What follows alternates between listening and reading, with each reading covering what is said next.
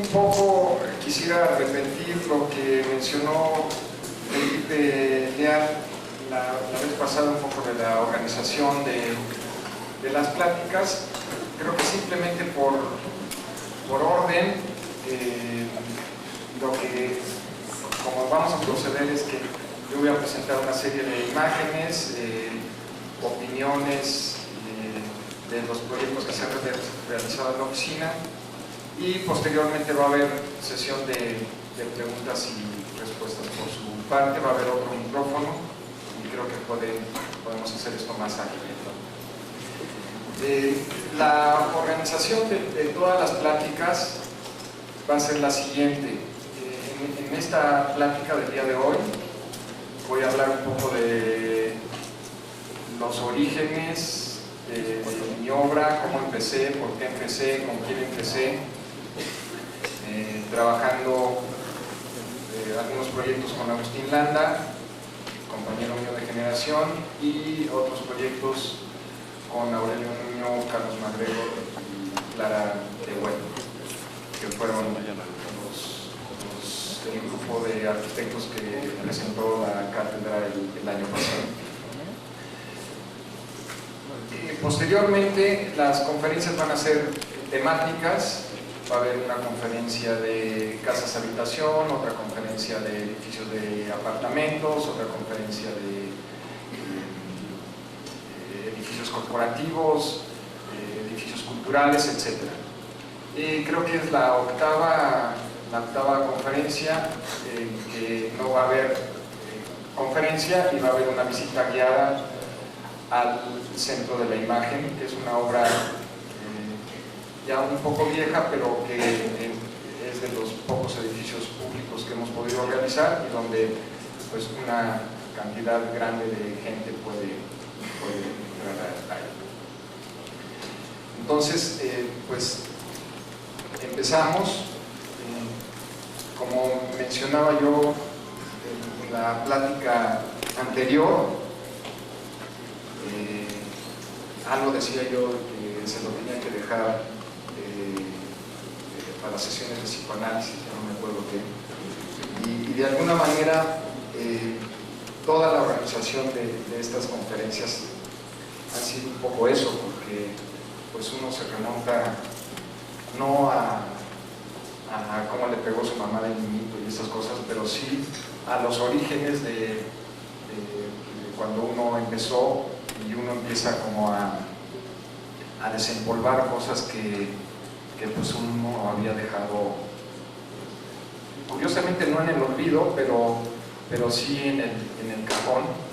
Y en el transcurso de estas conferencias, parte de lo que quiero mostrar es cómo hay ciertas ideas de origen que van evolucionando, se van transformando, pero que estuvieron presentes desde el inicio de mi práctica profesional. Creo que podríamos apagar las luces y empezar con las imágenes. Tuve la fortuna, terminando la carrera, yo terminé la carrera en 1976, me recibí en 1977, pero desde 1976 empecé a solicitar una beca al Consejo Británico para irme a estudiar fuera. La mera verdad es que, por un lado, sí me interesaba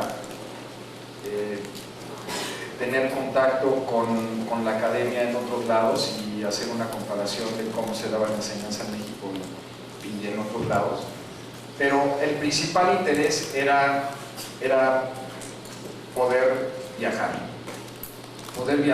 lo más posible, y a través de los viajes conocer la arquitectura que a mí me había llamado más la atención durante la carrera, y tener experiencias de vida más que unas enseñanzas que se me dieran en la escuela. No sé si eso se debe decir en una escuela como esta, pero es la verdad. No me equivoqué y tuve la fortuna de poder conocer la obra de Le Corbusier y la obra de Alvar Aalto. Dos personajes opuestos en su postura de asumir la arquitectura, pero que en donde cada uno de ellos me aportó ciertas cosas que se van a ir ejemplificando en el desarrollo de estas pláticas y que siempre han estado presentes conmigo. Cuando fui, la obra de Le Corbusier fue mucho más cercana a mí durante mis años de escuela, y la obra de Álvaro Aalto en realidad la empecé a entender a través de las pláticas que tenía yo con Humberto Recalde, que había estado trabajando con Álvaro Aalto. Es una arquitectura mucho más difícil de asumir, de entender, de captar en una primera instancia. Cuando uno es estudiante tiene muy pocas armas para poder entender por qué y cómo se hacen las cosas, y yo creo que la arquitectura de Le Corbusier en cierta medida es una arquitectura más aprehensible y por eso se hizo más cercana a mí durante la carrera. Pero cuando conocí la obra de Aalto, la conocí a finales de un mes de abril. Estas son fotos de finales del mes de abril, todo nevado todavía, y al ver el paisaje del medio finlandés fue cuando realmente entendí la arquitectura de Aalto. Si quieres, para el cambio de las... te voy haciendo así. Entendí, me llamaba la atención las formas de la naturaleza y las formas de la arquitectura, y cómo la arquitectura se implantaba en un lugar, en un sitio, de la misma manera que las rocas o los barquitos esos o lo que fuera sobre el paisaje. Pero fue al ver el deshielo, al ver los paisajes y ver esta arquitectura más rota, más como puesta según lo que pedía el terreno, que yo empecé a entender y admirar mucho más la arquitectura de Aalto. Me llamaba la atención en ese entonces la arquitectura de tabique, en donde los noruegos o finlandeses, suecos, tienen una gran tradición, pero también la arquitectura de tabique en otros lados de Europa. Estos ejemplos son arquitectura holandesa de principios del siglo, de Klerk y Verlague, que en ese entonces el material de alguna manera me estaba seduciendo, y la manera como ellos lo trabajaban fue de especial interés para mí en esos viajes.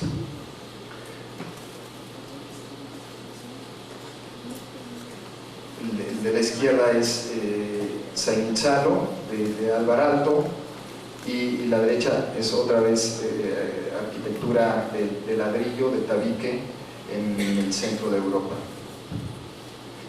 Al mismo tiempo, en Inglaterra también tiene una gran tradición del manejo del ladrillo, del tabique, y su uso en unidades habitacionales, en la vivienda y en edificios de altura, también fueron edificios y obras que recorría yo, que me transportaba de una ciudad a otra para ir viendo estos edificios que en ese entonces pues uno no sabe cómo le van a influir, pero que le llaman a uno la atención, la manera como rompen, cómo usan el material, pero también cómo rompen los edificios de vivienda tradicionales, cómo empiezan un poco el juego de volúmenes tratando de mostrar la individualidad de los habitantes. Fue algo que especialmente me llamaba la atención. Y como les mencionaba anteriormente, también la obra de Le Corbusier, que es una obra más de objetos puestos sobre el paisaje, en donde no es que no haya respeto, ni mucho menos. Esto lo acabé entendiendo tiempo después. En ese momento dije, bueno, ya Le Corbusier, ya no quiero saber mucho de él, porque la manera como entiende el paisaje es un poco agresiva. Con el tiempo me fui dando cuenta que simplemente es otra manera de entender el paisaje, no es ni menos agresiva ni más agresiva, pero me llamaban la atención en Le Corbusier los objetos sueltos sobre el paisaje, la manera, la utilización del color y la utilización del concreto y del acero. Curiosamente, son todos ellos materiales que he utilizado a lo largo de mi práctica profesional. En uno de los cursos que tomé, tuve la fortuna de hacer amistad con una arquitecta colombiana que me habló de Rogelio Salmona, un arquitecto que yo no conocía en mis años escolares.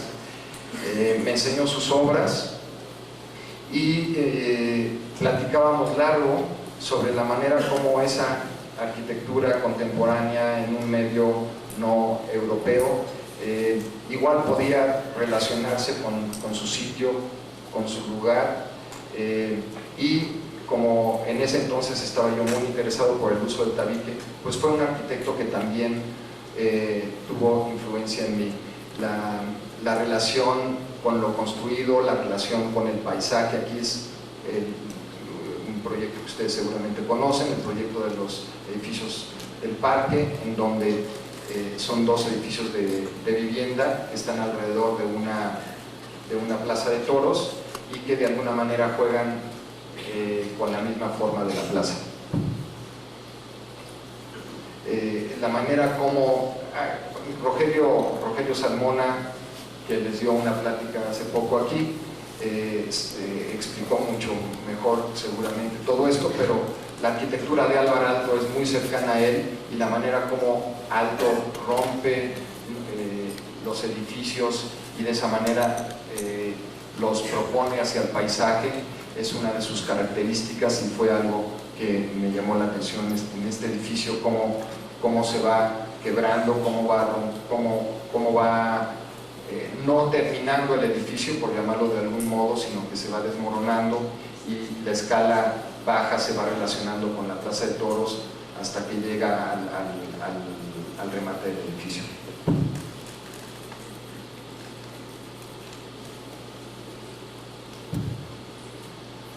Todas estas fueron influencias, ¿no?, que estaban en mí en ese entonces, y un compañero mío de generación, Agustín Landa, había regresado también de un viaje largo, también a Inglaterra, y me mencionó de un concurso que estaba por desarrollarse, que era la Ópera de la Bastilla. Al llegar, trabajaba yo en el despacho de Luis Sánchez y Félix Sánchez, y en las noches desarrollamos este proyecto para la Ópera de la Bastilla, en donde lo que me interesa señalar, no sé si haya ¿cómo se llama? Un señalador, un pointer. Lo que me importa señalar es un poco esto que les decía, la manera como Álvar Aalto organiza sus plantas y sus alzados. En ese entonces, si ustedes ven algunas plantas de sus teatros, pueden ver similitudes grandes de este proyecto con las obras de Álvar Aalto. Lo pueden ver también en la planta de arriba, en cómo no es un bloque compacto, cerrado, como las cajas que están tan de moda ahora y que de alguna manera todos hemos trabajado, sino que en ese entonces era más bien edificios que trataran de amoldarse al paisaje y a las vistas. Como ven, por eso les digo que es como psicoanálisis, esa arcada del lado izquierdo. Había una arcada existente que nosotros manteníamos y simplemente continuábamos con el edificio. Eran, pues ahora lo veo yo como ciertos manierismos, pero que en ese entonces con la habilidad que teníamos en ese entonces, pues lo desarrollamos. Pero si ustedes ven, por ejemplo, la caja de las tramoyas no es un bloque compacto, sino que también es algo que trata de romperse y adaptarse un poco a ese paisaje de pequeñas casas sin la misma altura que están en los alrededores.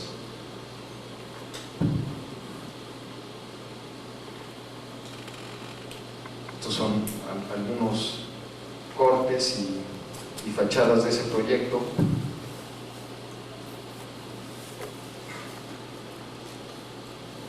En donde, otra vez, lo importante es ver cómo estos abanicos que manejaba Álvar Alto, pues son casi directamente transportados a este proyecto. Incluso, si ustedes se recuerdan algunos plafones de sus teatros y ven el plafón de nuestro, pues también van a encontrar grandes similitudes. Tan pronto se termine ese proyecto, surge el concurso para el Colegio de Arquitectos, que seguramente ustedes conocen, que está en la calle de Constituyentes, y también con mucho entusiasmo tratamos le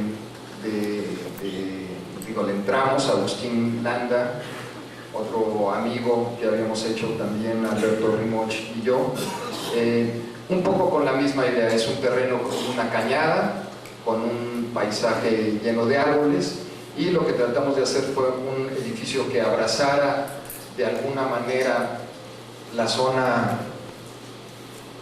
central más arbolada del terreno, un edificio que abrazara esa zona, que la tocara lo menos posible, y otra vez esos abanicos que se van girando dependiendo un poco de las circulaciones, dependiendo de las vistas, y que se le van proponiendo al terreno según los niveles de las plataformas del terreno natural.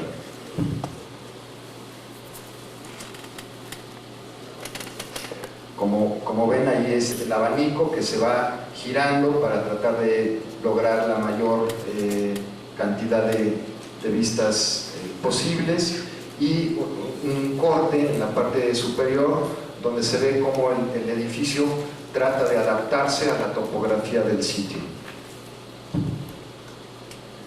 En alguna parte es un edificio puente que tiene unas pequeñas columnas que se apoyan en el terreno, y el terreno se mete abajo del edificio para tratar de tocar lo menos posible el terreno.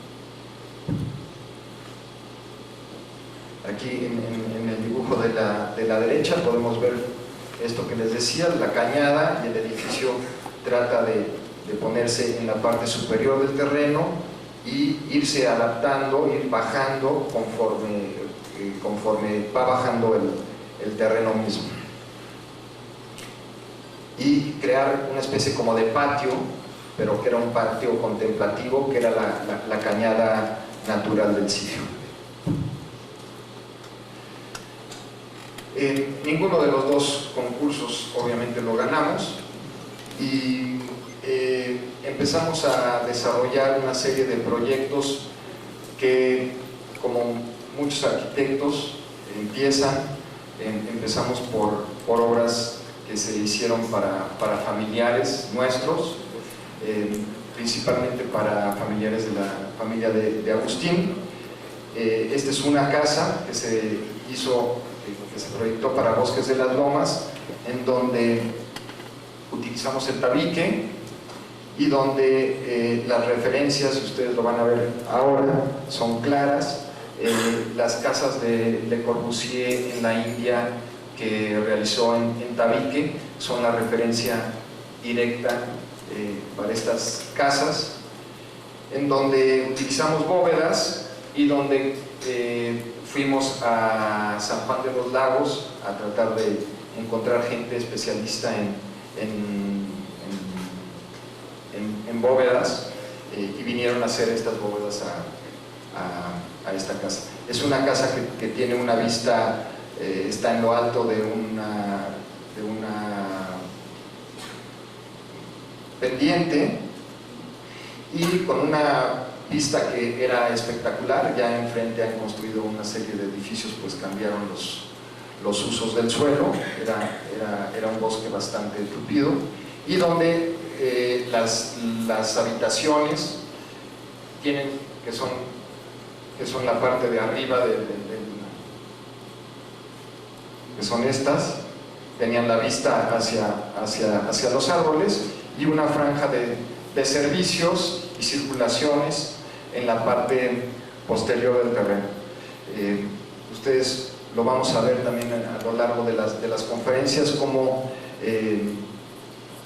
consciente o inconscientemente es un esquema que hemos venido repitiendo en el despacho a lo largo de los años.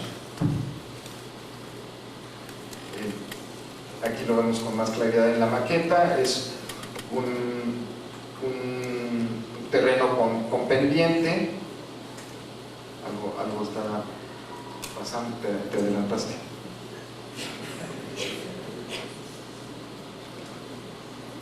A ver, creo que esta es. A ver, una más atrás. Ahí. Es un terreno con pendiente, entonces hay una serie de plataformas y de patios que va uno recorriendo hasta llegar a la parte baja, y después sube uno a la planta alta. Esto con el fin también de adaptarnos lo más posible al terreno. La pérgola aquí es lo que les mencionaba yo, el núcleo de servicios y de circulaciones, y las habitaciones con las bóvedas viendo hacia el paisaje.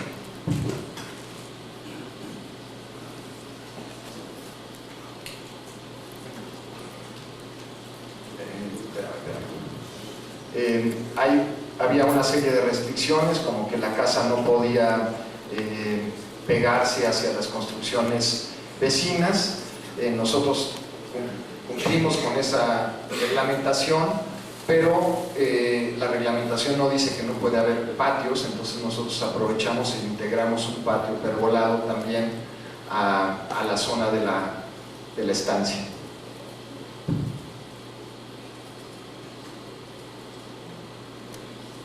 Aquí en el dibujo de la izquierda podemos ver lo que les decía yo de las casas de Le Corbusier, las bóvedas, los elementos de concreto que ahorita van a ver en las fotografías de la obra ya construida, e inclusive algunos detalles de ventanerías de color que también hacen referencia directa a esas casas que les mencionaba. El corte de la izquierda, la circulación y los servicios, y el corte de la derecha, lo que son las habitaciones, recámaras en la parte superior y estancias, comedores en la planta baja. Esto es, si recuerdan, posteriormente en esta plática va a haber una imagen del pabellón de Zúrich, de Le Corbusier, donde hay una serie de ventanas de colores, y obviamente pues en ese entonces uno tiene muchas más paternidades de las que va uno teniendo a lo largo de su vida profesional, y las referencias son muy directas. Hay algunas gentes que les molesta decir de dónde tienen sus influencias. Yo creo que no partimos de cero nunca, y son tan directas y claras que pues sería tonto negarlas. Y lo que tratamos era de respetar lo más posible el paisaje, tratar de dañar lo menos posible la vegetación existente, adaptarnos lo más posible a la topografía, etc.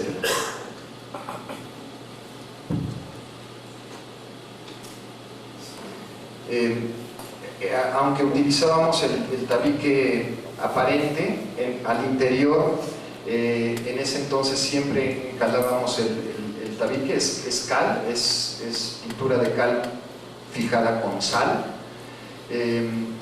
porque considerábamos, y yo creo que yo sigo manteniendo la misma idea. Gracias.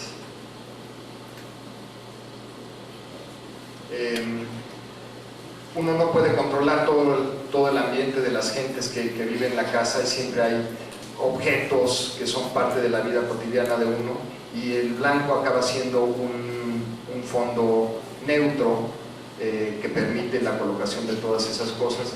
Pero lo que no hacíamos, y seguimos sin hacerlo, es aplanando los muros. Siempre es el muro con su propia textura, con la mano del albañil, la que se queda. Y obviamente pues las influencias que teníamos en ese entonces de lo que se consideraba como arquitectura mexicana, que son pues los colorcitos rosas y lilas y morados y demás, que no nos vimos exentos de sus influencias, y que poco a poco fueron eliminándose de la práctica en la oficina. No tenemos nada contra el rosa, ni contra el morado, ni contra el lila, pero pues poco a poco se fue depurando un poco la paleta de colores utilizados. El padre de Agustín tenía mucha relación con unas monjitas que le encargaron un convento, y él amablemente nos pasó la chamba a nosotros, en donde seguimos explorando estas ideas. Es un terreno totalmente plano en San Bernabé, dentro de un terreno que tenían ellas, donde ya tenían una serie de construcciones. En parte del jardín nos pidieron que hiciéramos esto, un convento. Lo que hicimos fue tratar de seguir un patrón bastante tradicional, que son una serie de habitaciones alrededor de un patio, con una capilla.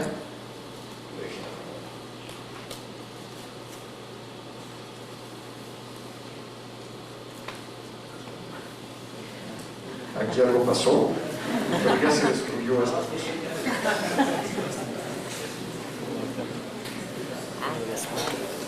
Es un patio con una capilla al fondo,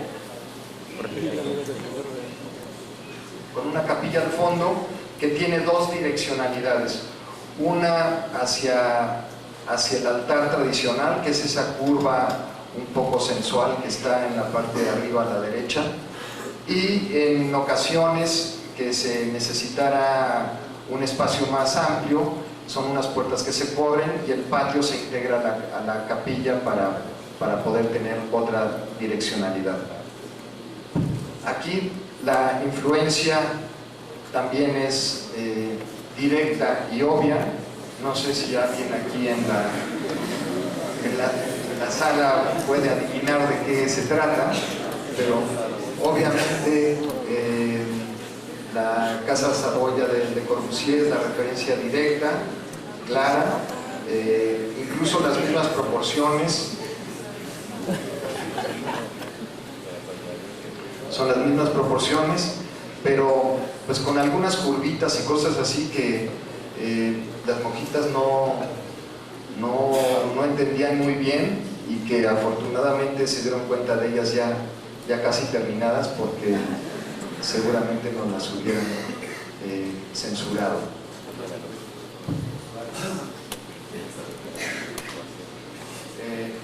Esta es la diapositiva de la izquierda. La imagen de la izquierda es el acceso, un primer patio que es un patio público, y después pasa uno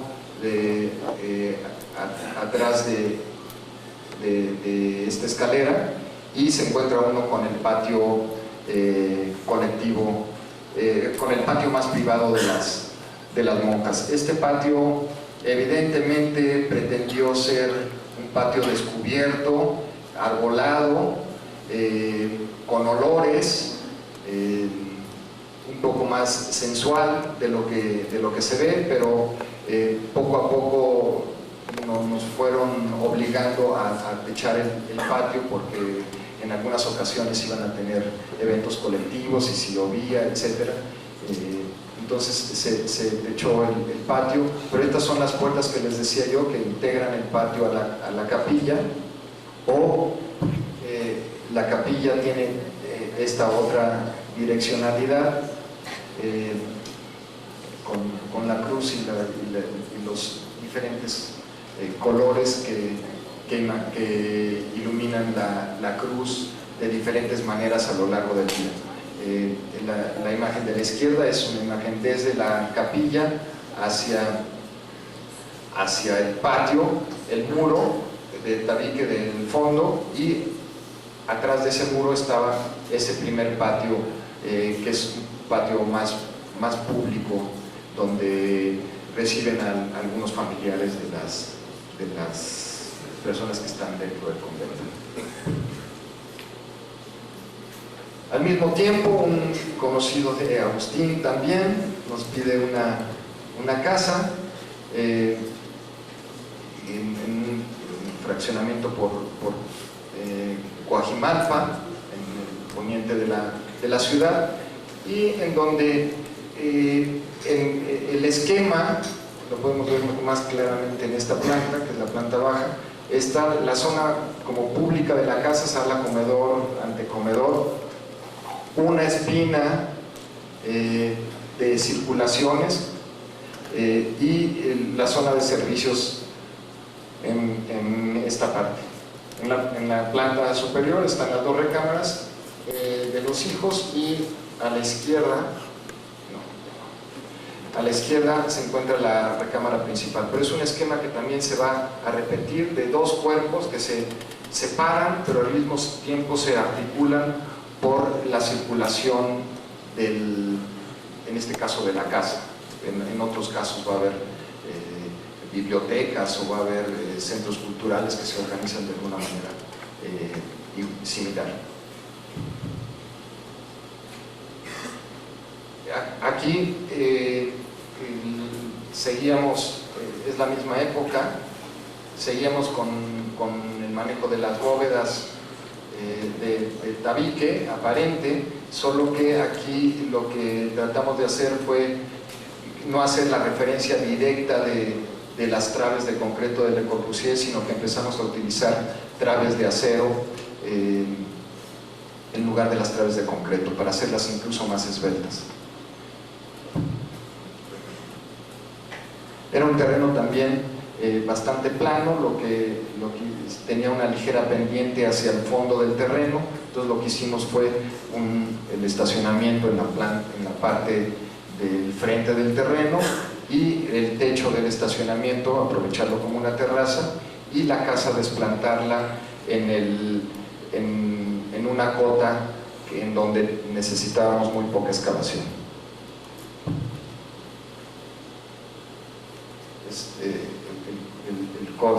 El corte de la circulación, que es este espacio durante la obra, que es el que une o separa el cuerpo del cuerpo de la izquierda. La siguiente, por favor.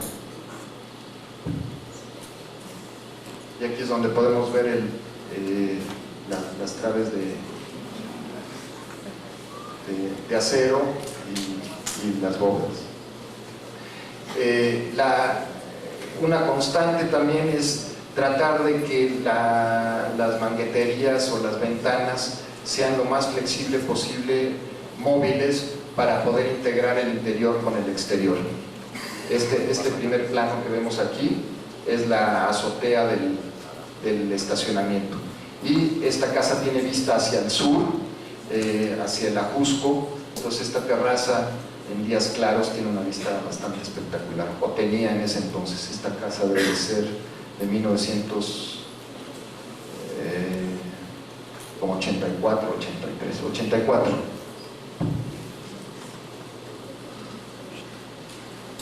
Agustín se construye su casa. Este es un proyecto que es muy de él. Yo participé muy poco en este proyecto, pero quiero enseñárselos porque también sintetiza algunas ideas que teníamos en ese entonces, que ya se han explicado algunas en los proyectos anteriores, pero que aquí, por no tener un cliente específico, se ven con más claridad. Como ven, el esquema es un poco similar: habitaciones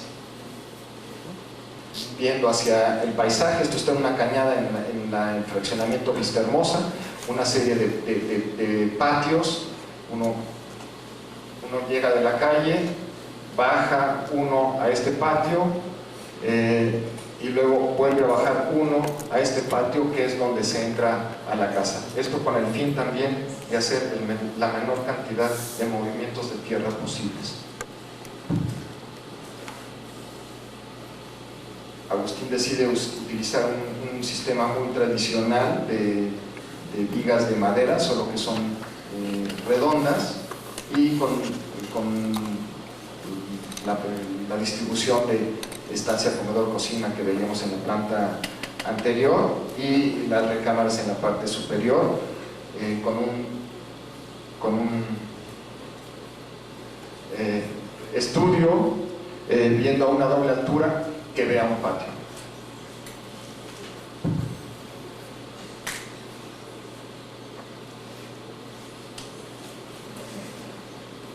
Y estas son la imagen de la izquierda. Uno llega de la calle, baja uno a ese patio, llega al patio, la imagen de la derecha, y baja uno por la escalera, por esta escalera, hacia el acceso propiamente de la casa.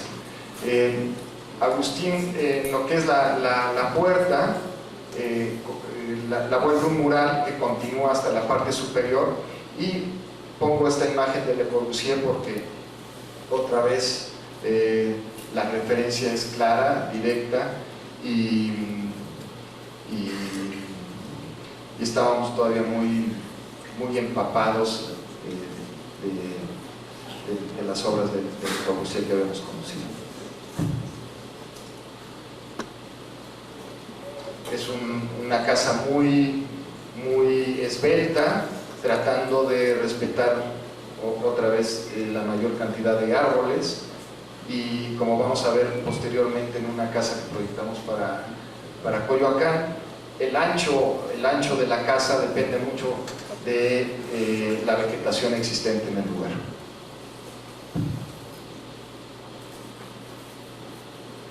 La imagen de la izquierda es la estancia, viendo hacia ese patio más contenido, cerrado, y la vista hacia los árboles se daría hacia la parte izquierda. La casa se cierra con unas puertas y ventanas de madera, que la pueden hacer totalmente privada, oscura, con la única iluminación del patio en la estancia.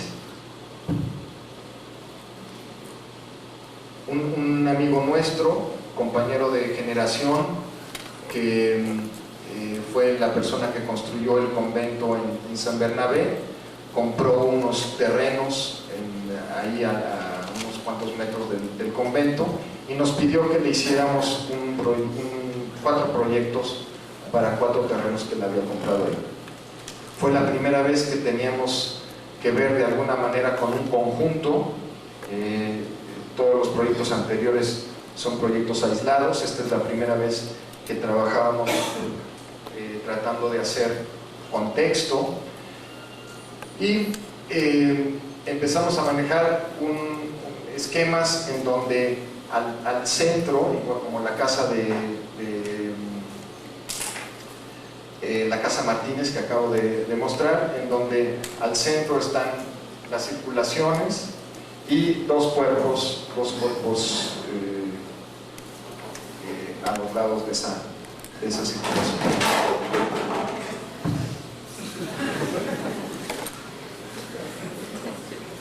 Otra vez era el manejo del tabique, del ladrillo aparente, y tratando de, con las enseñanzas de Alto, de no hacer casas que fueran un bloque cerrado, y si juntábamos no una, sino 2 o 3 o 4 casas, pues iba a acabar siendo un contexto de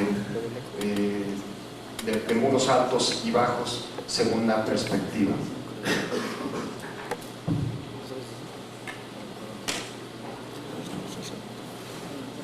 Como ven, como esquema se repite. La idea de los patios fue muy utilizada en ese entonces, la idea de los colores que se consideraban como muy mexicanos en ese entonces también. En fin, estábamos como empapados de muchas cosas sin tener un rumbo sumamente claro, pues empezábamos nuestra práctica profesional entonces. El uso de celosías, la manera como se filtra la luz a través de ellas, son elementos que empezamos a utilizar y que no han sido negadas en el desarrollo de la práctica profesional en estos años. Otra casa, esto es una casa para venta. Se nos pide una casa en Tecamachalco con ustedes lo conocen, un fraccionamiento con un determinado lenguaje. Nosotros estábamos muy apasionados con el uso del tabique. Nos costó mucho trabajo convencer a los clientes que una casa de tabique aparente en Tecamachalco iba a ser un producto que se podía vender. Nos tuvieron confianza, con muchas dudas, pero nos tuvieron confianza y desarrollamos esta casa en un lote de 10 por 20 con un esquema otra vez similar, una circulación al centro, 2 cuerpos, un jardín posterior, el uso del tabique aparente rojo en los exteriores y los muros encalados, de tabique encalado en el interior de la vivienda. Si ustedes recuerdan 2 de las casas de San Bernabé que se mostraron anteriormente, había unas diagonales en el proyecto. Este proyecto de Tecamachalco las repite y también es un elemento que se va repitiendo a lo largo de diferentes proyectos que hemos realizado en estos últimos años. Es una espina donde se dan las circulaciones, donde se da una doble altura, donde entra la luz, donde la experiencia de circular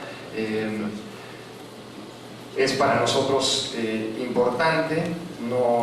Yo esto lo repito con constancia, no es únicamente el ir de un lugar a otro, sino que ese ir puede estar lleno de sensaciones y de alguna manera eso lo queremos representar, lo quisimos representar en nuestros proyectos.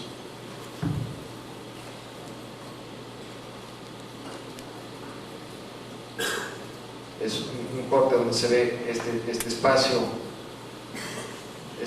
con la escalera y las circulaciones que se da aquí, los 2 cuerpos y el jardín patio en la parte posterior.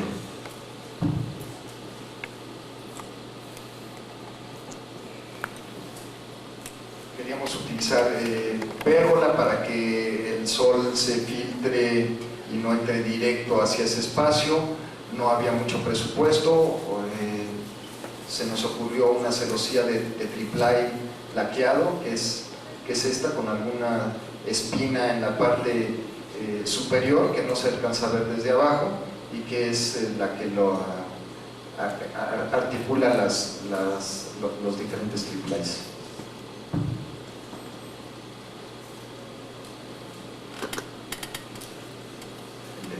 El acceso, la imagen de la izquierda es el acceso peatonal, la derecha es el estacionamiento y este muro es este mismo muro de un lado y del otro.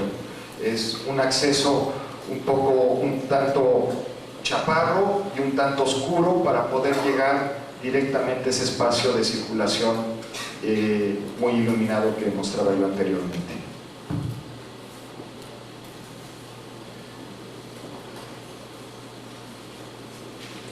Uno sube, se encuentra un estudio también que ve hacia la estancia y ve hacia el patio, o se comunica a las diferentes recámaras por medio de 2 puentes.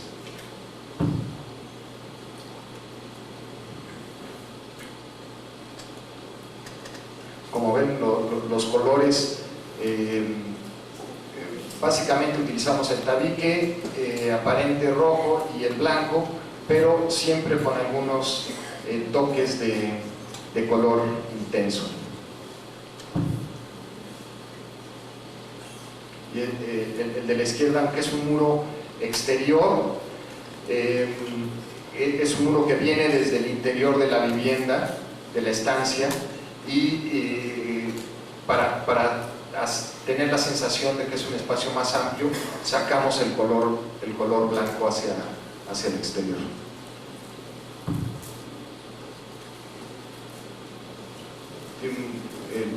La imagen de la izquierda es un patio que está ahí junto a la estancia, la chimenea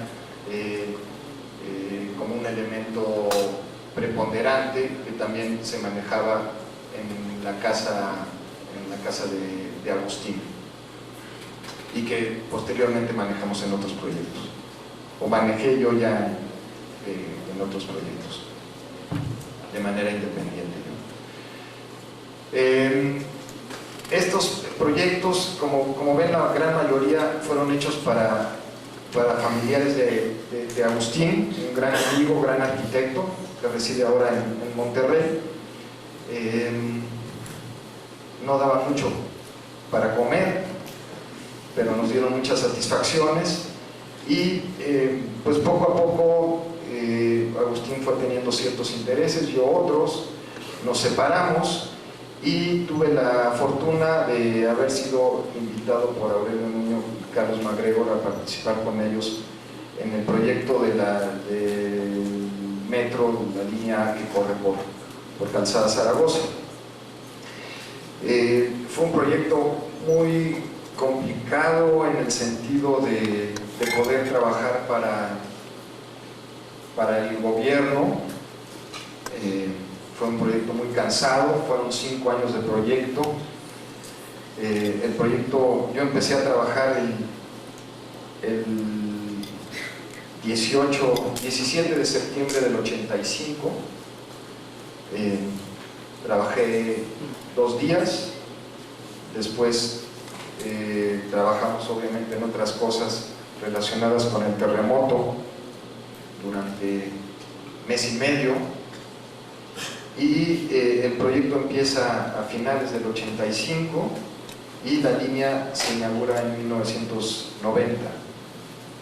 Durante algunos años no hubo mucho trabajo en ello, en este proyecto, porque se acabó el sexenio, historia de nunca acabar, se acabó el sexenio, se acabó el dinero, a los nuevos no les interesaba en ese entonces el proyecto, y nos sirvió a nosotros para poder conciliar estructura con arquitectura con mucho detalle, cosa que nos sirvió posteriormente porque yo asistía a muchas de las juntas de trabajo y donde me daba cuenta que los únicos planos que les interesaban eran los planos de estructura, nunca veían los planos de los arquitectos, a menos de que fuera para ver de qué color se pintaban algunos muros.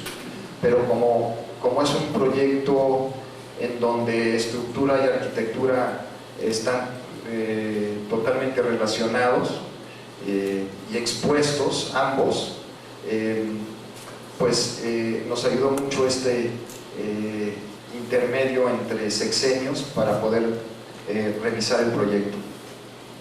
Fue un proyecto que nos pidieron realizar desde la planeación de la línea, o sea, nos pidieron, nos preguntaban si el metro iba a ser elevado, o el metro iba a ser subterráneo, o el metro iba a ser en superficie, o los coches iban a estar subterráneos o en superficie o elevados, etc. Fue un proceso muy lento, como de 1 año y medio de planeación, y después el proyecto, no nada más de las estaciones de paso, sino de las 2 terminales, una estación de transbordo, supuestamente que es la estación Santa Marta, puestos de rectificación, o sea, las subestaciones eléctricas.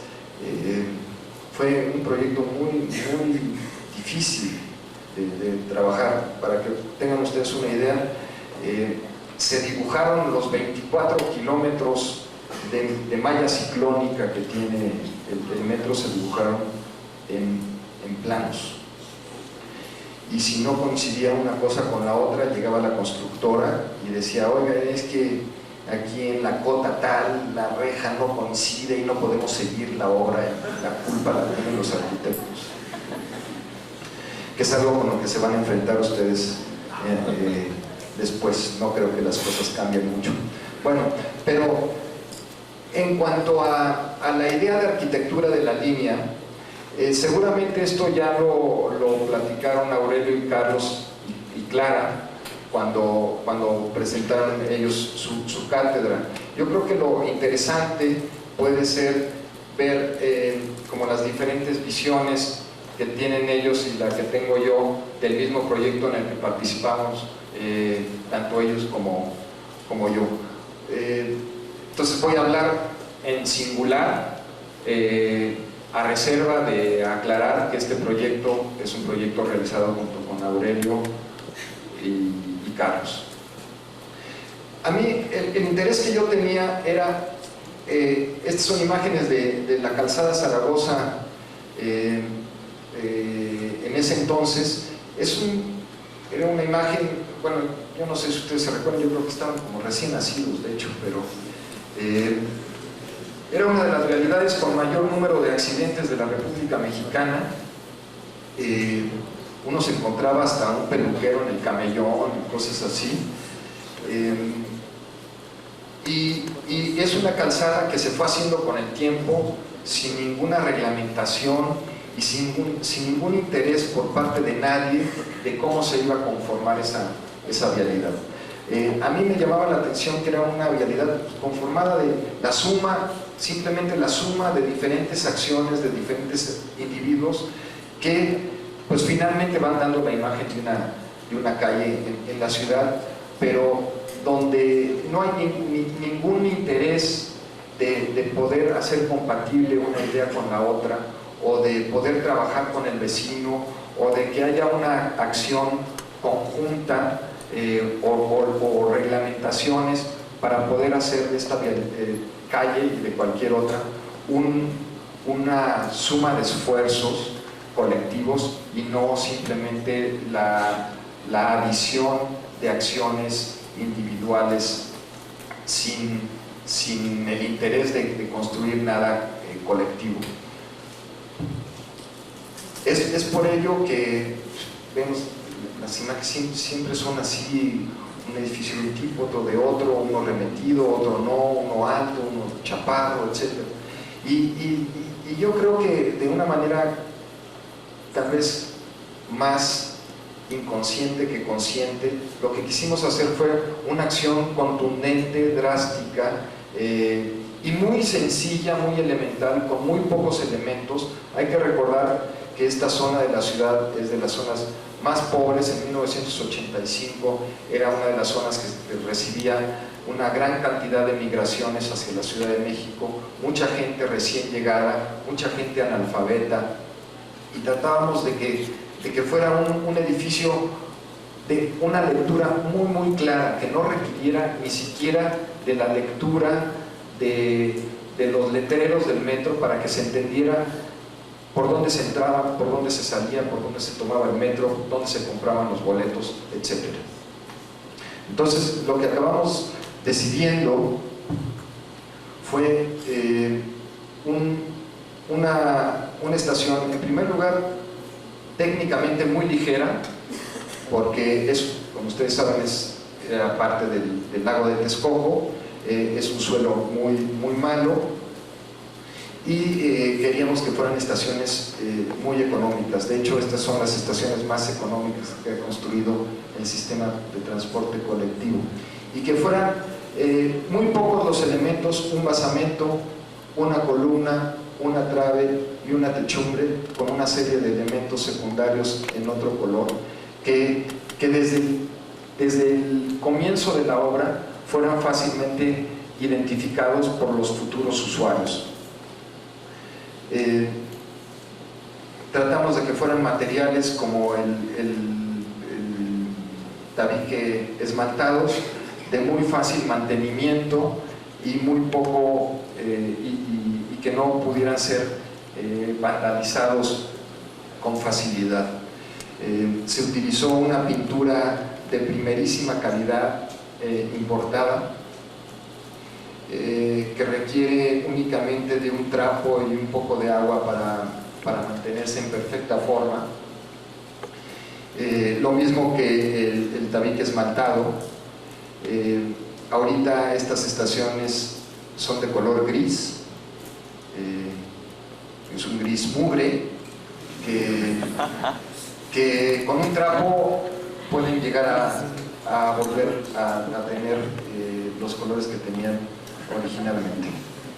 Son estaciones también en planta muy sencillas. Es un andén central, 2 escaleras que bajan del vestíbulo, al cual se accede por 2 puentes que atraviesan la calzada Zaragoza, taquilla y jefe de línea, las escaleras y el andén. La siguiente.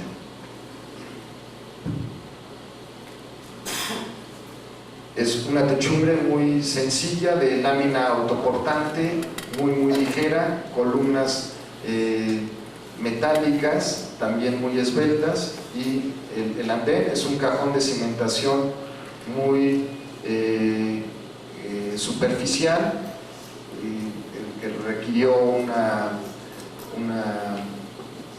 fabricación un poco complicada. Hay que recordar que a esta línea le llega por uno de sus costados la línea 9 de metro, que es una línea con unos robocops de concreto muy pesados, y es el mismo suelo con un proceso constructivo totalmente diferente y mucho más económico. Las influencias también, y esto es algo que quería comentarles. No necesariamente si uno va a proyectar una casa tiene que tomar las referencias de una casa para poder tomar algunos principios para poder hacer el proyecto. Yo creo que cualquier proyecto, cualquier tipología puede influir en otra tipología. Hace poco, no sé si alguno de ustedes asistió a la conferencia de Juan Herreros. Ahí yo coincido con él. Si hay una de las características del siglo XX es que los edificios, en primer lugar, ya no parecen, no necesariamente tienen que parecer lo que son, sino que pueden parecer centros comerciales y son auditorios, o son auditorios y parecen funerarias, etc. Y por otro lado, las influencias que podemos obtener pueden ser múltiples y variadas, y los usos que van adquiriendo los edificios van haciendo tan diferentes a lo largo de su vida, a lo largo de la historia, que cada vez, al menos yo me convenzo más, que no hay una forma que determine un tipo de edificio. Pero obviamente las estaciones de trenes del siglo XIX son una referencia, pero también salas de exposiciones realizadas en el siglo XIX, o incluso palacios como es Versalles, pueden influir como idea de arquitectura, como idea, en otro tipo de edificios, ¿no? La idea de una bóveda, de una serie de columnas repetitivas, pues es la misma idea de las columnas y la bóveda en las estaciones de paso. Y como lectura, pues es un módulo, que es esto, que se repite indiscriminadamente a lo largo de la estación. Y desde un principio de la obra, los elementos, incluso por facilidad del proceso constructivo, llegaban ya pintados.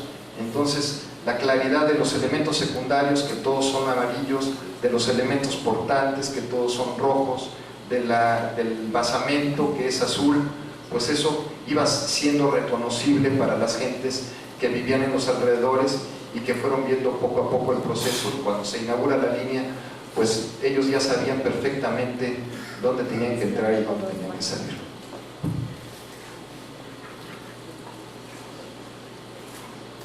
Me interesa mostrar este proceso constructivo porque, insisto, desde un principio era claro el edificio para los usuarios.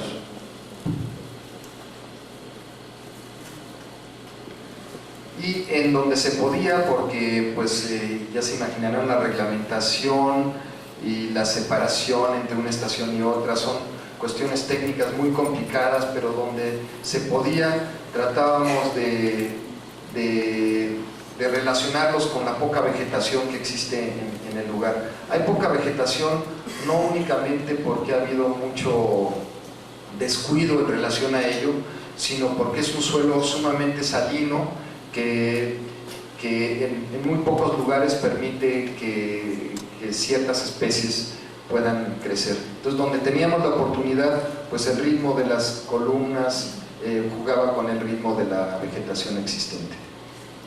Y cuidábamos especialmente que los constructores no llegaran y que lo primero que hicieran fuera tirar los árboles, porque es mucho más fácil poder construir.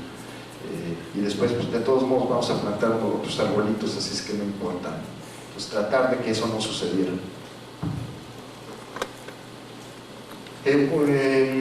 Una de las terminales es la terminal Pantitlán, que llega precisamente a este nodo de transporte, que es uno de los nodos de transporte más complicados y movidos del mundo, en donde llegan ya 3 líneas de metro, más todos los autobuses suburbanos, más autobuses urbanos, taxis, etc.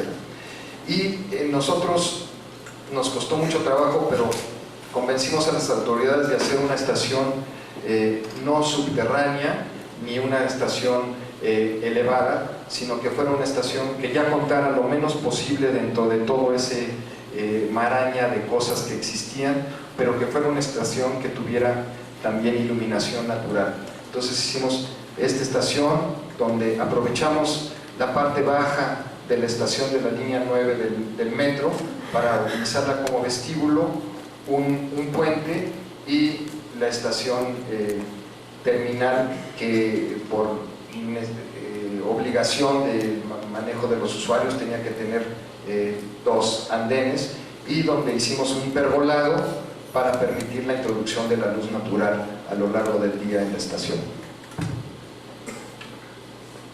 Estos son los cortes con unas vigas doble T y unos domos que permitían la introducción de la luz. Y el manejo de las escaleras, así como en las casas que les mostraba yo, que las escaleras son elementos protagónicos, pues aquí igual se manejan de una manera escultórica, y también queríamos que fueran claras para los usuarios y que las pudieran ver desde diferentes lugares, para que no hubiera confusión en el uso de la estación. Y pues un pórtico es un elemento como tradicional de la arquitectura no solo mexicana, que utilizamos también en estas estaciones. Aquí es donde vemos cómo hay luz natural en la estación. También en la otra terminal, es la terminal La Paz, utilizamos también, como les mencionaba, las terminales necesitan dos andenes. El esquema varía, pero el uso de los materiales y de la imagen se mantiene igual que la estación de paso.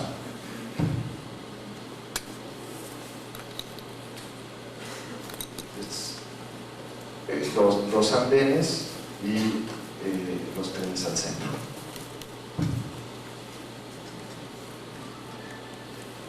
Y la comunicación con todo el paradero. En teoría, nosotros hicimos, era parte de nuestros alcances, una serie de estudios de origen y destino de los usuarios, y la idea era que todos los autobuses suburbanos pararan aquí, que todos los taxis, peceras y demás que venían de Tlaxcala y toda esa zona de los estados aledaños al DF pararan aquí, y que no entraran para nada a Calzada Zaragoza. Obviamente todos sabemos que eso no se cumplió.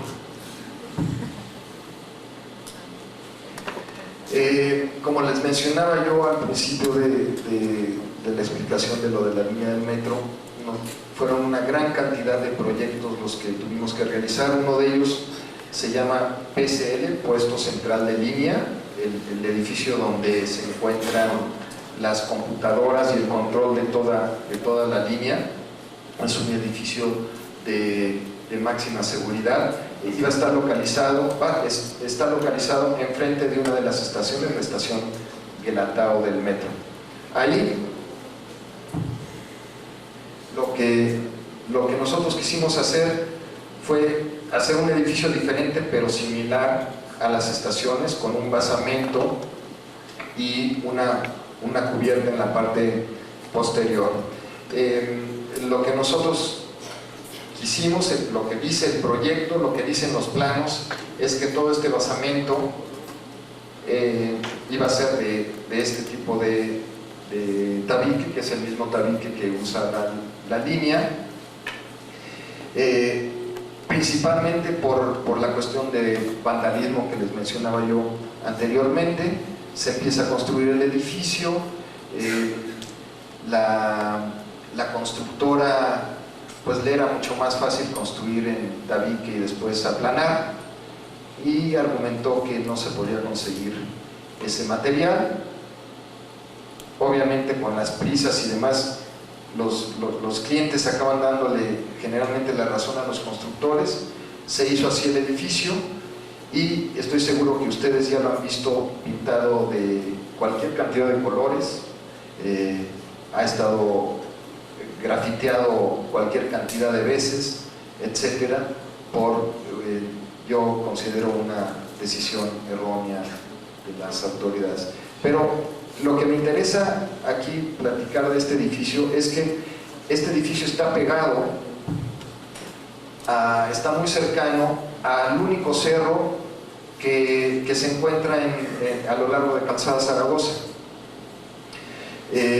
Y lo que nosotros quisimos fue de alguna manera jugar con esa condición tan particular que se da en ese sitio y no en otro sitio a lo largo de la calzada. Es por ello que el edificio termina con una curva, o la cubierta tiene esta forma, para de alguna manera dialogar con ese cerro que se encuentra muy próximo al edificio.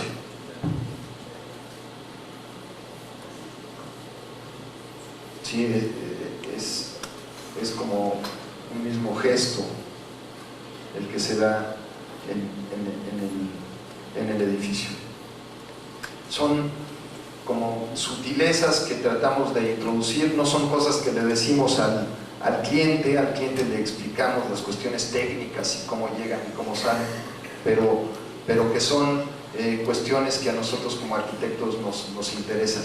Muchas veces, y depende, ahora sí que depende del saco la pedrada, uno se siente en confianza de decirle esas cosas al cliente, o muchas otras veces uno se las disfraza con cuestiones técnicas cuando uno en realidad quiere conseguir también, además de cumplir con todos los requerimientos del cliente, quiere cumplir con otra serie de condiciones que pide el lugar o que pide la ciudad. El último proyecto que les voy a mostrar el día de hoy fue realizado también con Aurelio Nuño, Carlos MacGregor, Clara de Buen y Francis Sáenz de Viteri. Fue un concurso para el plantel norte del Colegio Alemán, localizado en Lomas Verdes. Ahí es un terreno con mucha pendiente, un terreno muy grande, y lo que hicimos fue localizar el edificio en la parte superior del terreno y tratarnos poco a poco de irnos adaptando a la topografía del terreno a través de taludes, a través de plataformas, a través de patios.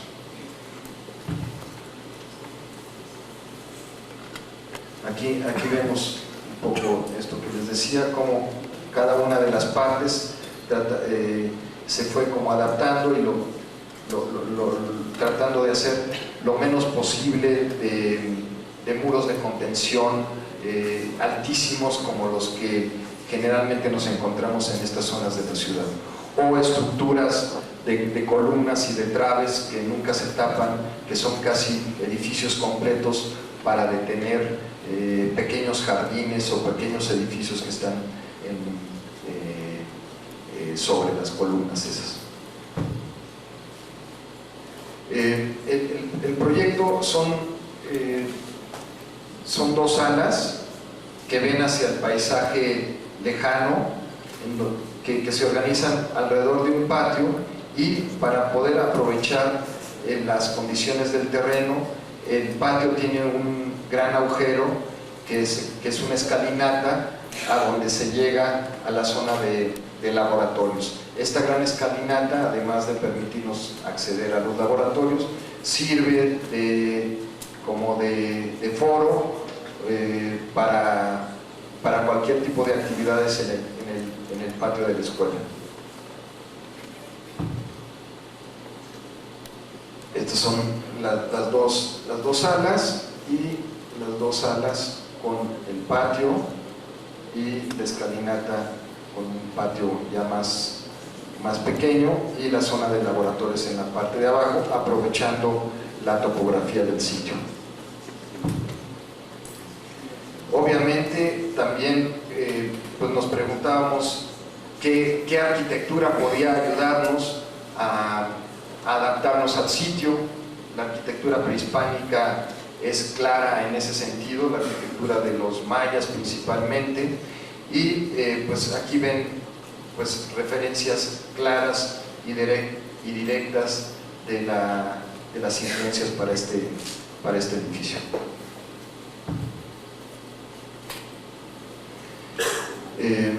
Es una escala también bastante majestuosa, como la que manejaban los pueblos prehispánicos, y donde se da el patio, la escalinata y el templo en la parte superior, que de alguna manera pues es el patio, la escalinata y el templo en la parte superior del terreno. Hacia el exterior es un edificio muy cerrado que trata de mantenerse como ajeno a una situación incontrolable. Esto eran terrenos que se iban a convertir en centros comerciales, etcétera. Se cierra hacia allá y se abre hacia el paisaje.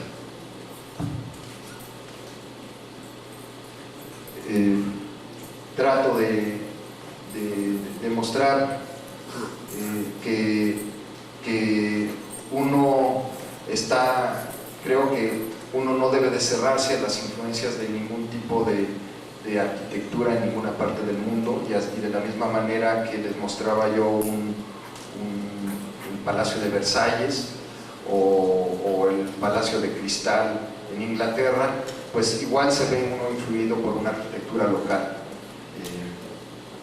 A veces la arquitectura local hecha en siglos anteriores nos ayuda a proponer edificios contemporáneos, pero hay veces que otra arquitectura desarrollada en otros lados del mundo igual nos sirve para desarrollar una arquitectura contemporánea y una arquitectura que se arraiga a su sitio.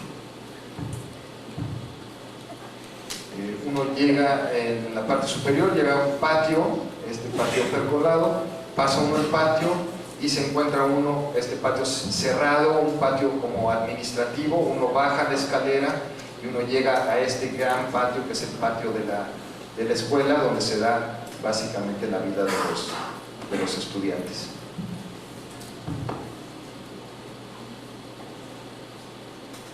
Estas no sé si sean las últimas imágenes o tal vez haya alguna otra, pero aquí lo que se trata es de mostrar cómo tratamos de abrirle siempre las vistas hacia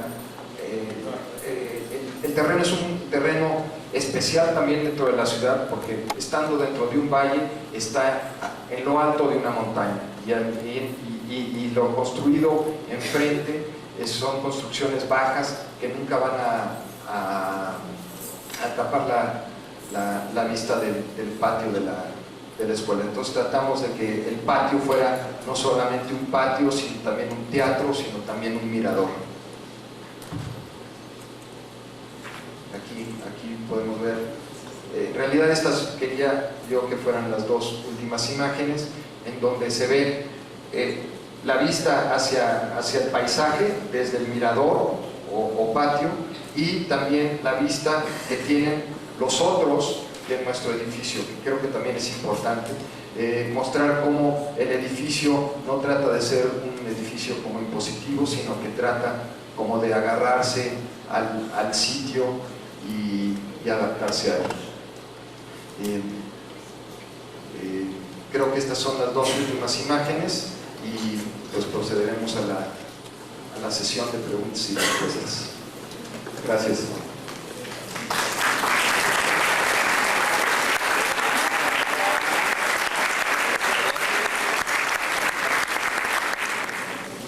No sé si hay, ¿cómo se llama?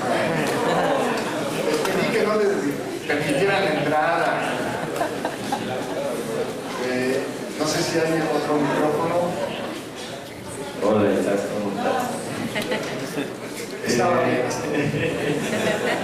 Yo llegué desde el principio, pero ya habían apagado las luces. Llegué subtexiciamente. No, bueno, primero aclararle al auditorio que la broma amistosa de la vez pasada son dos cosas. Desde luego, con lo que hemos visto hoy, esa pregunta que no era capciosa se va a ir aclarando. Yo cuando le hice la pregunta a Isaac la semana pasada entre diferencia de sitio y lugar, yo sabía que si asistimos constantemente a estas 9 sesiones, la pregunta la va a responder Isaac, por eso va a pasar el examen. Desde luego, Avenida Zaragoza era un sitio de mucha fricción urbana y de tráfico. Digo, los peluqueros no, en el camellón morían a media calle, ¿no?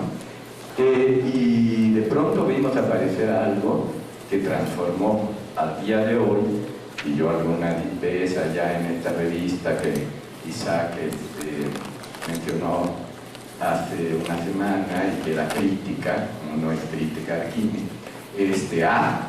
escribimos, estaba Isaac en el consejo sobre estas estaciones.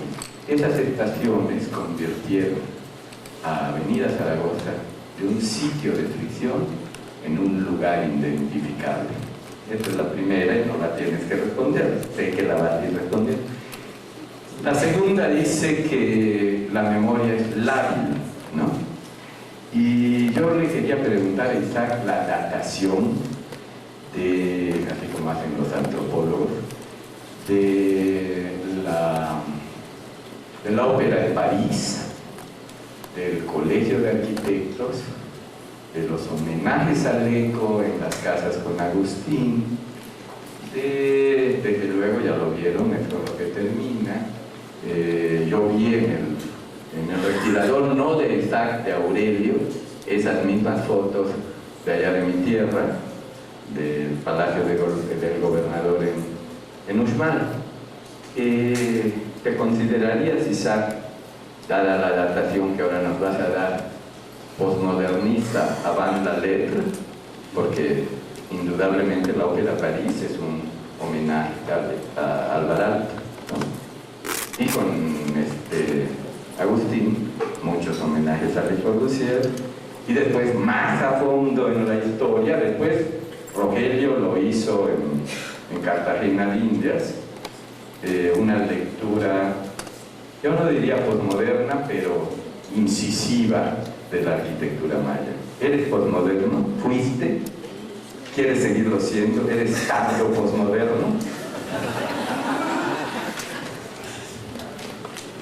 Bueno, la verdad es que no sé qué es lo que quiero hacer ni qué he sido. Y no lo digo por evadir la pregunta. Yo creo que de alguna manera mi generación, y yo creo que con más soltura las nuevas generaciones, son no tan estrictas con los dogmas. Entonces, de la misma manera que nos apasionan, nos siguen apasionando, y yo creo que si con algo terminé la plática anterior, fue con Marshall Berman hablando sobre la modernidad.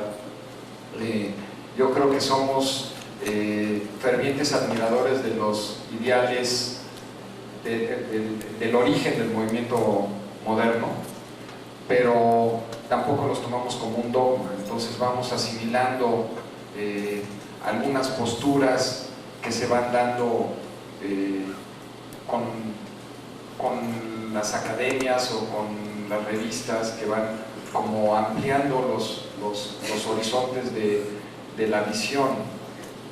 Eso, por un lado, creo que desvía de los ideales, de los orígenes, y por otro lado amplía fronteras. Entonces yo no creo que sea yo un moderno avant la lettre o un post avant la lettre o un pre, sino que un poco voy tomando lo que creo que me va sirviendo en el momento. Curiosamente uno cree, o al menos... ¿Pragmática o reflexiva? Yo creo que las dos, yo admito que las dos. Pero al menos a mí me enseñaron, y yo creo que te pasó lo mismo a ti, tal vez hasta más, que el movimiento moderno había desechado la ciudad y no tomaba en cuenta la ciudad, y que lo único que les interesaba era hacer estos nuevos objetos y esta nueva ciudad. Hace 2 días me prestaron un libro que hizo Helio Piñón sobre Mario Roberto Álvarez, un arquitecto, Mario Alberto Álvarez, sí, un arquitecto argentino, contemporáneo de Augusto Álvarez, con una arquitectura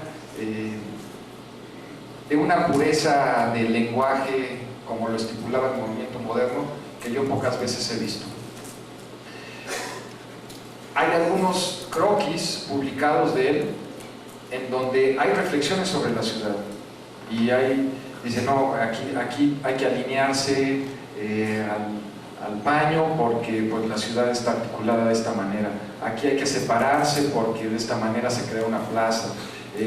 Entonces uno se va dando cuenta que también lo que a uno le dijeron que ciertas gentes que habían sido dogmáticas, pues no lo eran tanto, también hacían reflexiones y también tomaban ciertas cosas que les llamaban la atención y otras las desechaban, y es un poco lo que yo hago, pragmática y conscientemente.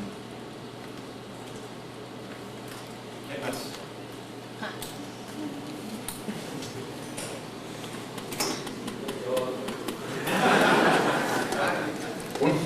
Un amigo le contestó a Humberto la pregunta que hizo el otro día, la diferencia entre sitio y lugar. Se las quiero comentar. Decía, sitio es donde se toma el taxi y lugar a donde nos lleva.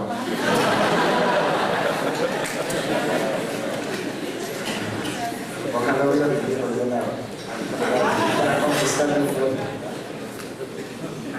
Bueno, yo quisiera saber, al principio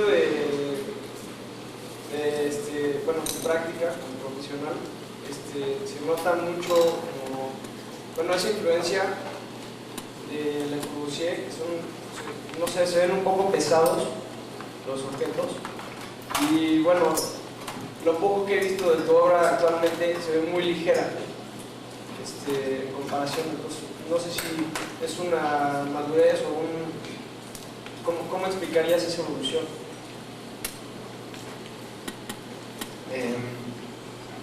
Bueno, te voy a contestar, aunque seguramente va a ser algo que acabemos reflexionando en la última de las pláticas. Pero, aunque en principio coincido contigo, si uno ve a detalle ciertas obras, tampoco es tan cierto. Por ejemplo, el edificio de la calle de Ámsterdam es un edificio bastante pesado, entre comillas, ¿no? Es un edificio de concreto, el concreto llega al suelo, muy cerrado en sí mismo. La casa, una casa que proyecté para Coyoacán, sucede lo mismo, aunque al interior el lenguaje es diferente, pero hacia el exterior es una construcción muy pesada. Entonces ahí, dependiendo un poco de la situación, un poco pragmáticamente, pues uno va escogiendo los materiales y las técnicas constructivas que más cree uno que le van a ayudar para ese determinado proyecto. Pero en general podría pensar que los últimos proyectos tienden a aligerarse o a mezclar lo pesado con lo ligero. Yo creo que pues uno, como una condición como del siglo XX, ya lo decía Italo Calvino en una de sus propuestas para este milenio, que una de las condiciones iba a ser la ligereza, posiblemente de manera consciente o a veces inconsciente. Uno va viendo las imágenes y lo que se está haciendo de arquitectura en otros lados y se va permeando uno de esas cosas. Entonces es cierto, pero tampoco es totalmente cierto. No sé si sea una evolución o involución, eso sí no sé.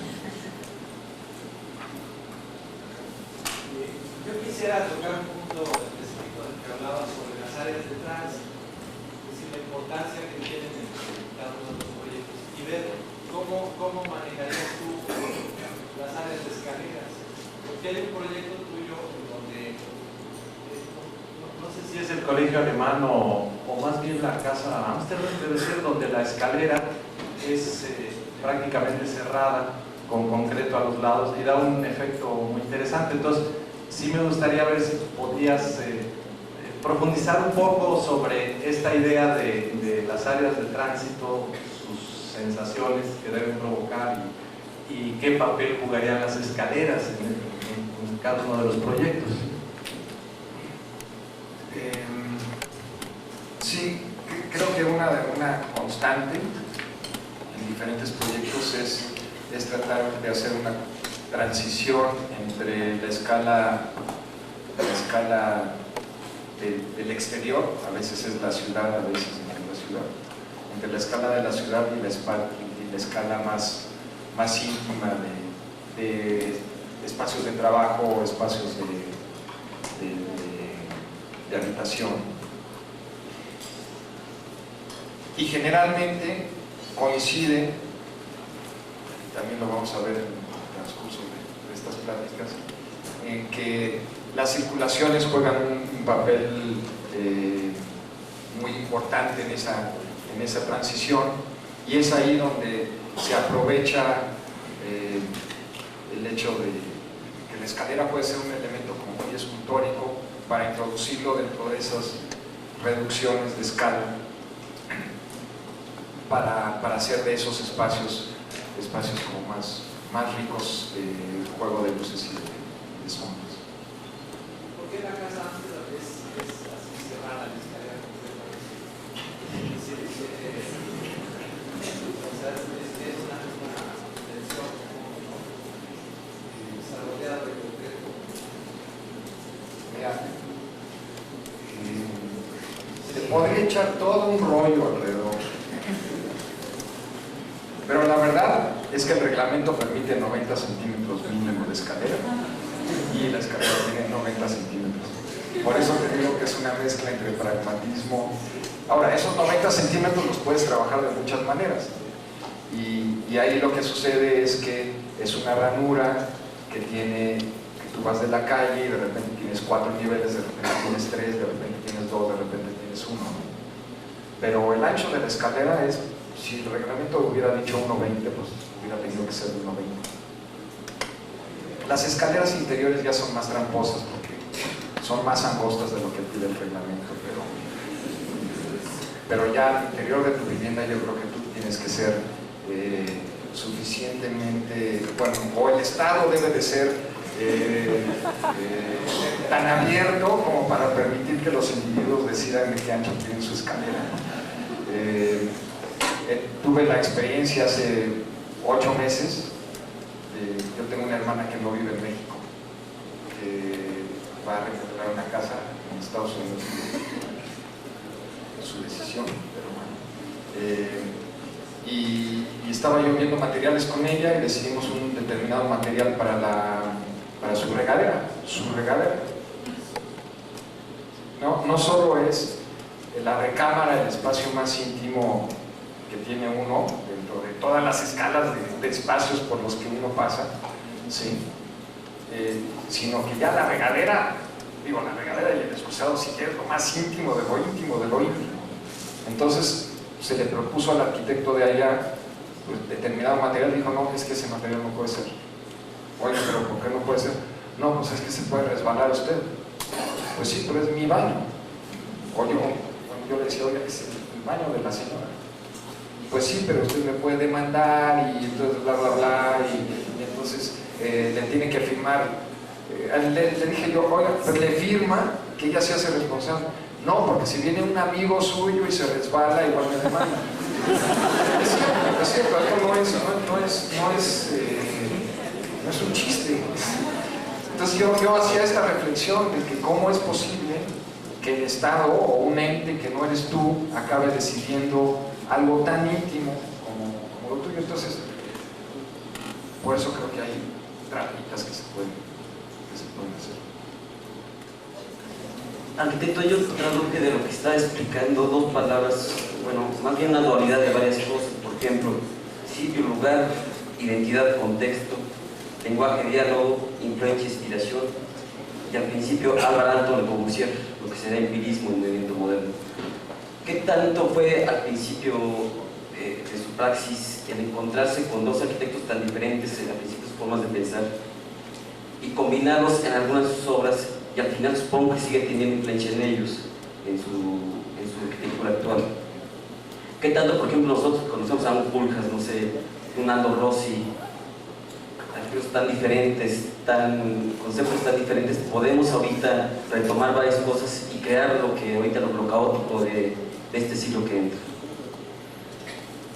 Yo creo que todo gran arquitecto tiene algo que enseñarnos, unos de una manera, otros de otra. Uno se va influenciando de cada uno de ellos, dependiendo un poco de la situación. Ya cuando uno está como en la práctica, le toca determinado proyecto, en determinado lugar, con determinado programa, pues por lo que ha visto uno dice, no, pues el arquitecto que no te puede enseñar de esto, lo que me interesa hacer en este proyecto es este. Entonces, como que vas más directo, ¿no? Entonces, cada uno te enseña cosas dependiendo del proyecto que vas a hacer. A mí la verdad es que me hubiera encantado poder desarrollar una arquitectura como la de Álvaro Alto, pero conforme fue pasando el tiempo me fui dando cuenta que para hacer una arquitectura de ese tipo se necesita una grandísima habilidad. Es casi una cuestión personal, es casi como una arquitectura de Barragán. Puede sonar contradictorio porque yo creo que comparar a Barragán con Álvaro Alto como postura de arquitecto son casi opuestos también, pero me refiero a una arquitectura tan personal.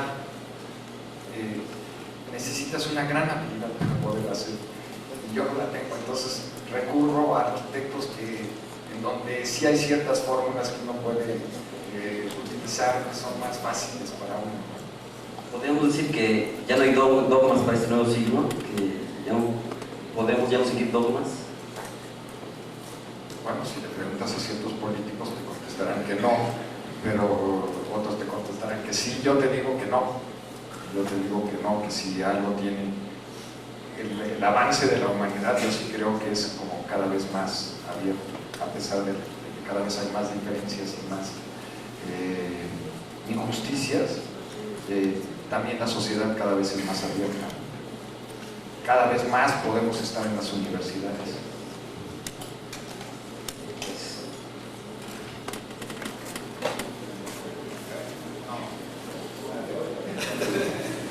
Buenas tardes.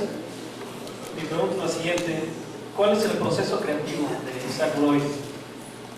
A lo que me refiero es, usted tiene cierto proyecto, llega, se sienta en un respirador, lo dibuja, lo proyecta y se lo da a otra persona en su despacho a que lo desarrolle, o simplemente usted tiene una idea, como en los carteles, en una servilleta, un simple croquis, se lo da a alguien en su despacho que lo desarrolle, que lo haga, o qué tanto usted participa en sus proyectos actualmente, o cómo se concibe esa idea.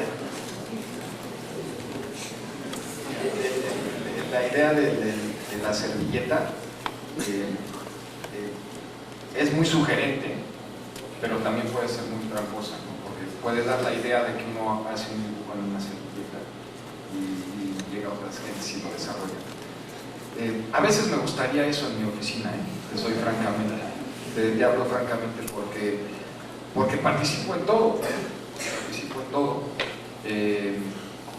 tengo gentes que han trabajado conmigo ya muchos años, que son una ayuda indispensable en la oficina, pero yo soy una persona que participo desde el principio hasta el final, igual reviso planos, igual escojo las imágenes que se van a presentar aquí, igual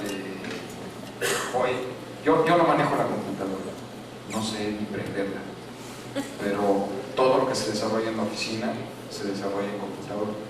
Se van imprimiendo planos, yo voy dibujando sobre lo impreso, todavía tengo ese fetichismo del lápiz y del papel. Se regresa, se dibuja en la computadora y es un proceso de ir y venir hasta que acaban estando las cosas, obviamente trabajando con maquetas, terceras dimensiones y redes, pero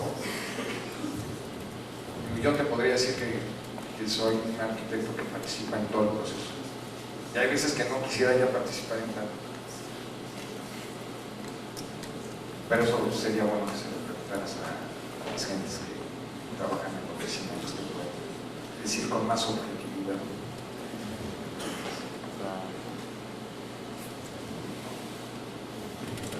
Oye, menciona aparte de que el póster la cátedra Federico Mariscal, el dibujo parece hecho en una servilleta, pero bueno, eso lo dejamos aparte. No, sí está hecho en una servilleta. Ven, por eso los compañeros te preguntan. No, sí está hecho en una servilleta. Menciona aparte de eso, esta irreconciliable, como tú la planteas, diferencia entre Barragán y Alto. Está aquí un señor simpático, por cierto, que nos está esperando en Lascano 20, que se llama William Curtis. Y cuando William habla de Barragán, lo primero que aparece es Álvaro Alto, y él habla de dos relaciones con el paisaje. Digo esto para polemizar, no son tan extremos.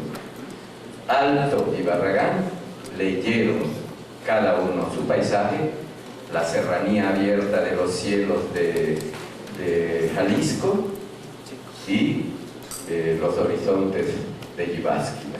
Y eso lo dije, no yo, lo dice un señor que ahorita nos está esperando en Lascano 20, así que si quieres argumentar y vámonos. No, yo creo que tienes razón. A lo que me refería es que tal vez su posición ante el paisaje es muy similar, aunque las soluciones acaban siendo muy diferentes porque las culturas son muy diferentes, ¿no? El Barragán con este paisaje más cerrado y Alvarado simplemente con el que abrimos el paisaje, pero sí es real, es común.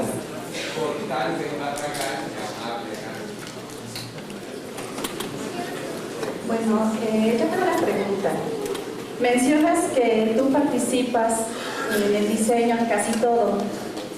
Aparte de ti, el cliente participa o la misma comunidad participa. Tú, digamos que tú impones el diseño, el color, toda la idea, o también te apoyas o exploras qué es lo que te están pidiendo las personas que finalmente van a ser usuarios de tu arquitectura.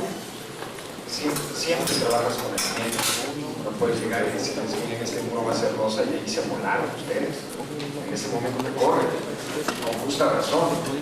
Pero empiezas a dialogar con el cliente y, pues, si es un cliente abierto, entendido, etcétera, pues puedes establecer una comunicación y a veces él te va a convencer de ciertas cosas y a veces tú lo vas a convencer de otras. Pero siempre, obviamente, hay un trabajo de comunión entre el cliente y el arquitecto. Comencé el texto de la semana pasada diciendo precisamente eso, que si no hay una comunión entre los dos, la obra no puede realizarse. Obviamente se toma en cuenta. Y a veces sí se le hacen algunas trampitas, pero a veces hasta te las agradece. A veces no le dices toda la verdad.